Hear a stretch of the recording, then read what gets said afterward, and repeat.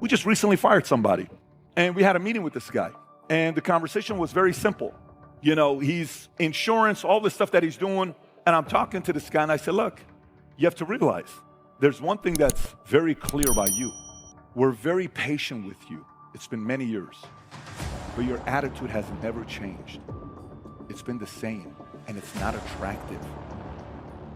The reason why you keep losing friends, family members, you're broke, your relationship don't work out, you keep losing jobs. You've had 30 jobs the last 12 years.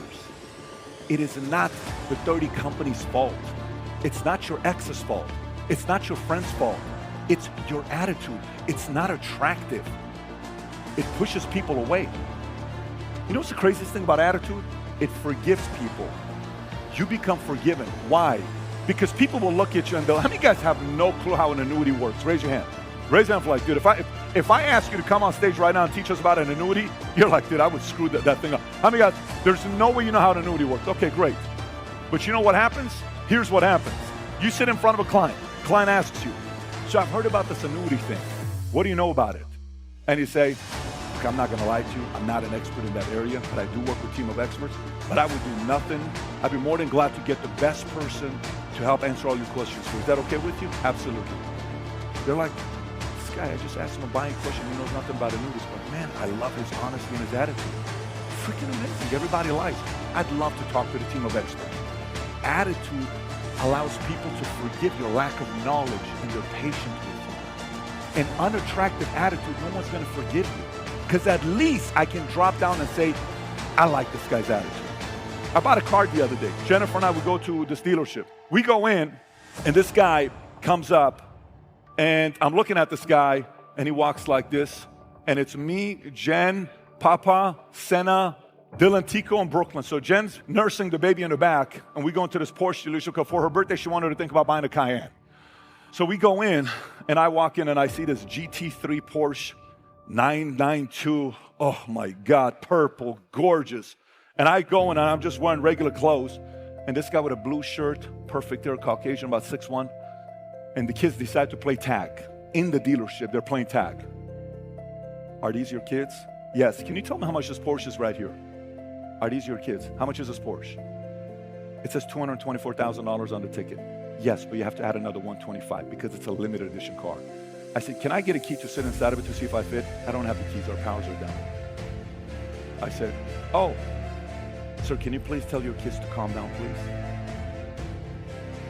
Now, don't get me wrong, he's got a point because Senna was like a mess, but still, there's a way of saying it.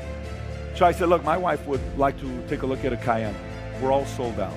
We don't have anything in inventory. You have to wait 6 months. So there's zero effort. So I'm like, can you show it to me anyways? At this point, I'm getting a little annoyed. He says, yes, follow me. So I follow him. I just want to trip the guy real quick. I'm like, let me just trip this guy. You know, I'm like, follow me. I'm like, that's like 12 years old. I'm not going to do that. So I follow him because I have to set a good example for these kids. But in my mind, I tripped him. I swear to God, in my mind, he fell. It's pretty bad. So I follow him, and we go in, and I see the car. It says, this is the car.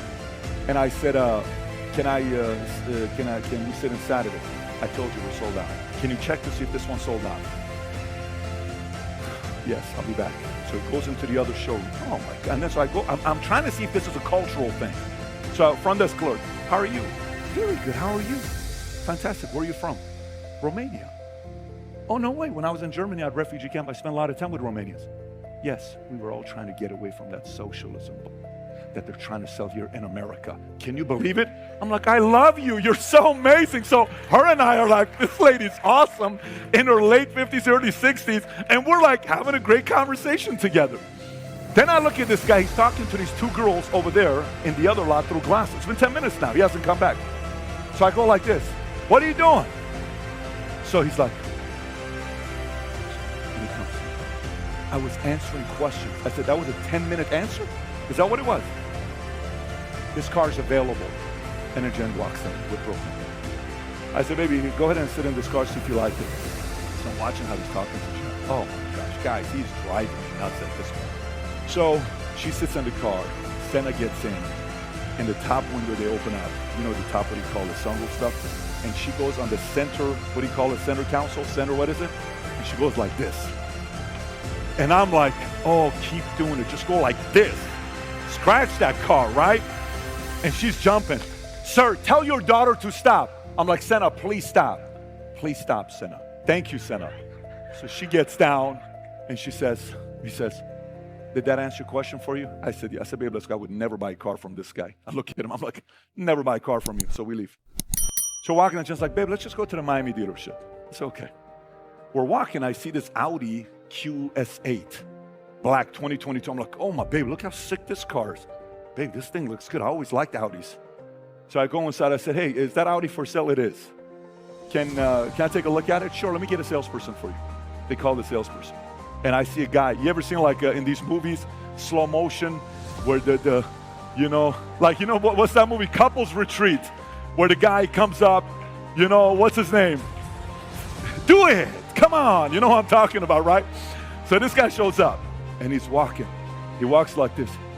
Hey, papi, how can I help you? Right? I'm like, papi, where are you from? Puerto Rico. I said, okay. How big's your family? I got 4 kids. I said, is this thing for sale? Yeah.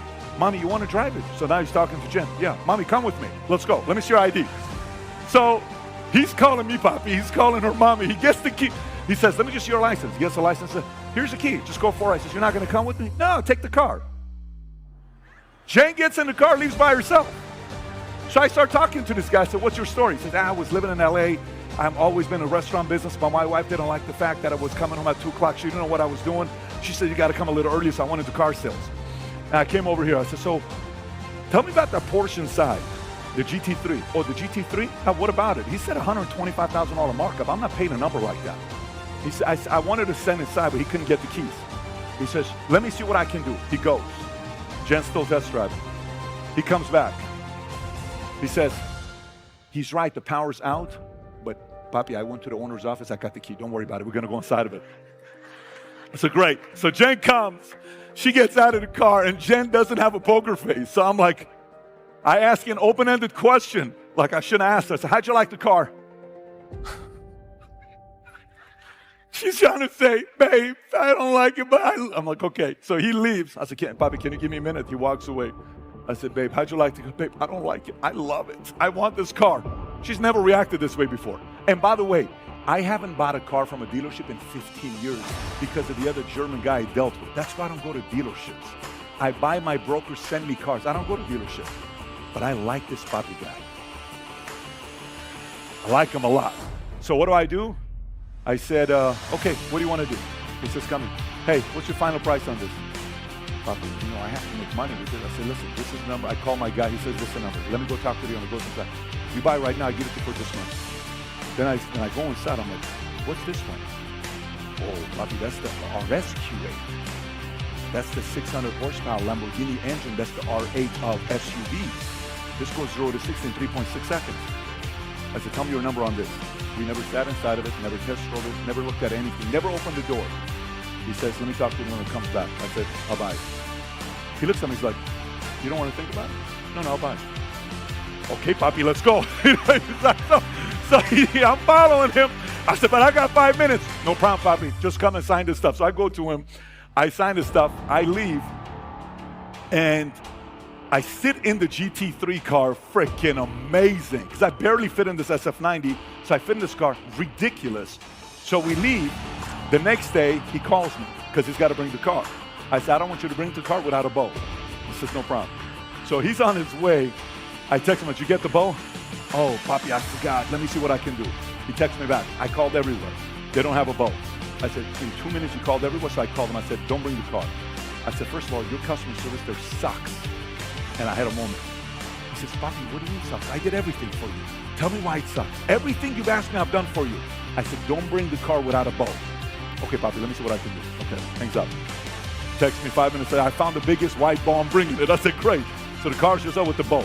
Now he's confused. He's like, why is this guy upset at me? I did everything for the guy. So he comes in the house. He says, hey, papi, can I ask you a question? Yeah, why did you say my customer service sucks? I did everything for you. I said, So we walked in, there was another guy. White guy, blondish hair, tall, 6'1", blue shirt. Oh, he says the name.